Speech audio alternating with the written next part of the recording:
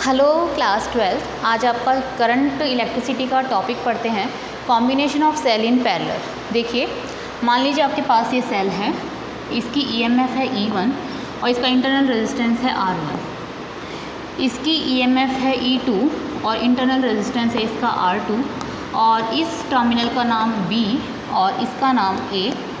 इस पे मैंने नाम दे दिया X, Y, P, Q। यहाँ से करंट आ रहा है, मान लीजिए आपका इसमें I1 और इसमें करंट जा रहा है I2 और वापस घूम के करंट वापस आ गया I। कंसीडर टेकिंग पाथ, ले लीजिए, टेकिंग पाथ अलोंग AXYB।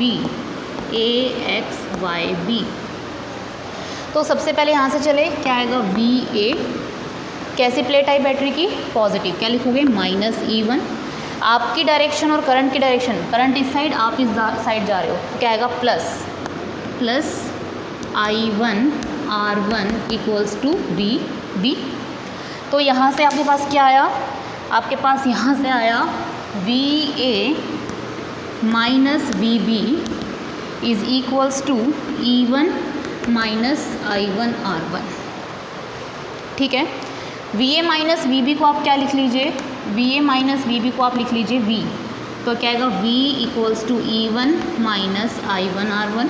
तो यहाँ से आपके पास I1 R1 आ गया E1 माइनस V और I1 की वैल्यू आ गई E1 minus V upon R1। This is your equation number first. Clear? अब दूसरा पाथ कंसिडर कर लीजिए, टेकिंग पाथ अलोंग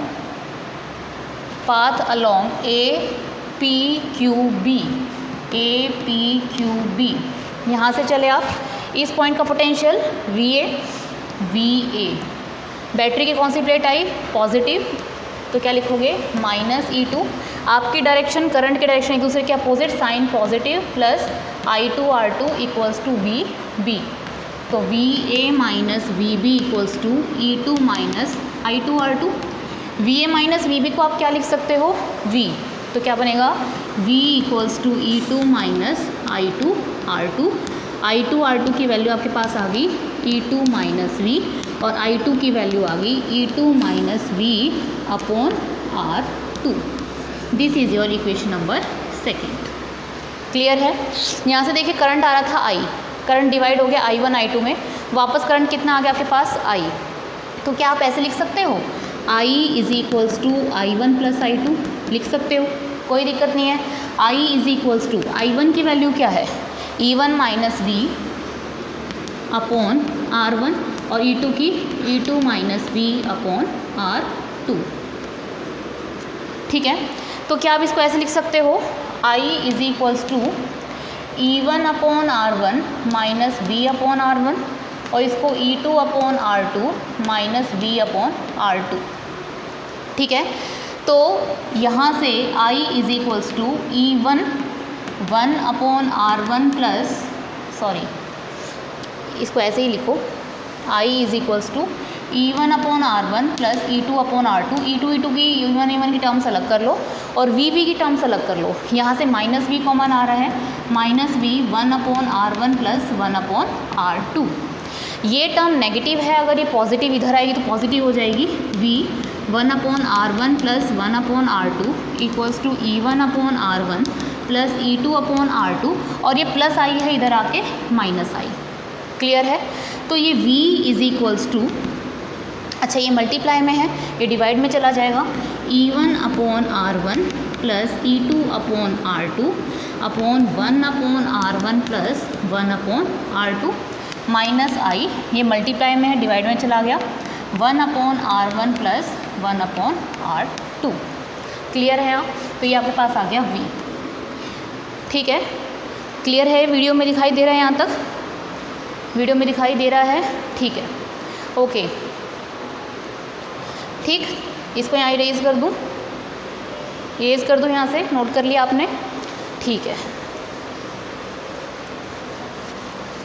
यहाँ देखिए क्या है आपके पास? V is equals to E1 upon R1 plus E2 upon R2 upon 1 upon R1 plus 1 upon R2 minus I upon 1/R1 plus 1/R2। ये आई इक्वेशन, इसको कंपेयर करो v equals to E minus I R से। Compare this equation by this, v का तो v यानी कि this is your e equivalent and this is your r equivalent. तो क्या आंसर आया आपके पास? आपके पास आंसर आया e equivalent is equals to E1/R1 plus E2/R2 upon 1/R1 plus 1/R2 और 1/R इक्विवेलेंट क्या आ गया आपके पास? 1/R1 plus 1/R2।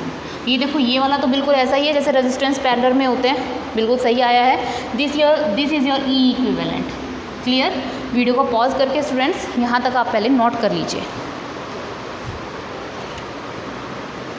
Okay students, देखिए ई इक्विवेलेंट आपके पास ये आया। मान लीजिए आपके पास बहुत सारे सेल होते तो E1/R1 प्लस E2/R2, तीसरा और होता तो E3/R3 प्लस 1/R3। ठीक है, और 1/R equivalent 1/R1 plus 1/R2 plus 1/R3। ठीक है, ओके। ये क्वेश्चन देखिए, सबसे पहले ये आपके पास सेल है, ये आपका पॉइंट ए और ये टर्मिनल आपका B. Find E equivalent and R equivalent निकालना है। तो ई इक्विवेलेंट का फॉर्मूला क्या लगेगा? E equivalent is equals to E1/R1 plus E2/R2 plus E3/R3 upon 1/R1 plus 1/R2 plus 1/R3। ठीक है, तो यहाँ से E1 कितना है आपके पास? 9/3। अभी देखो बैटरी का नेगेटिव आ गया तो यहाँ पे फॉर्मूला में क्या आ जाएगा? -3/3 प्लस E3/R3 6/3 और 1/3 प्लस 1/3 प्लस 1/3। सॉल्व करोगे इसको, 3 3 ज़ा 9 -1 प्लस 2 और अपॉन में नीचे 1, तो 3 - 1 2 2 ज़ा 4, तो कितना आ गया? 4 volt. The equivalent EMF will be 4 volt. And what will be the R equivalent? R equivalent तो निकल जाएगा 1/R equivalent is equals to 1/3 plus 1/3 plus 1/3, 3/3 यानी कि 1। R equivalent will be 1 ohm. इस तरीके से आपको इसके न्यूमेरिकल सॉल्व करने हैं। क्लियर है? इसको नोट कर लीजिए वीडियो को पॉज करके। ठीक है, सेकंड क्वेश्चन देखिए। एक ये क्वेश्चन दे रखा है आपको, ये 6 वोल्ट है, ये 1 ओम, और इसका भी ई इक्विवेलेंट और आर इक्विवेलेंट निकालना है। इरेज कर दूं मैं इसको।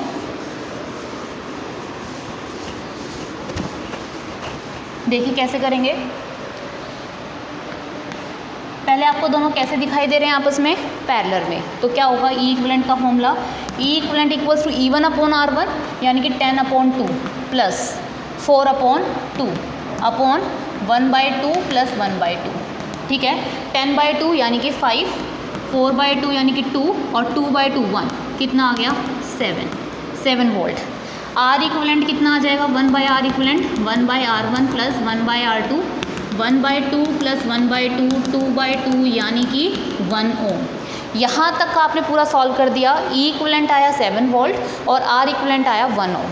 अब ये सारा सिस्टम इसके साथ कैसे है? सीरीज़ में क्या बनेगा आपका सर्किट? ये 6 वोल्ट 1 ओम, और इसको सॉल्व करने के बाद ये आया आपके पास 7 वोल्ट। क्लियर है ना? 10 और 4, 10/2 4/2 5 2 7। ठीक है, ठीक। और ये आपके पास इसका इक्विवेलेंट रेजिस्टेंस 1 ओम। अब बताइए क्या होगा? E equivalent is equals to 6 plus 7 यानी कि 13 volt and R equivalent series में है R1 प्लस R2, 1 + 1 यानी कि 2 ओम। इस तरीके से आपको अपने सारे न्यूमेरिकल्स को सॉल्व करना है। ठीक है, तो ये था आपका topic combination of cell in parallel. अगर आपको कोई डाउट है स्टूडेंट्स तो मुझसे कमेंट बॉक्स में पूछ सकते हैं।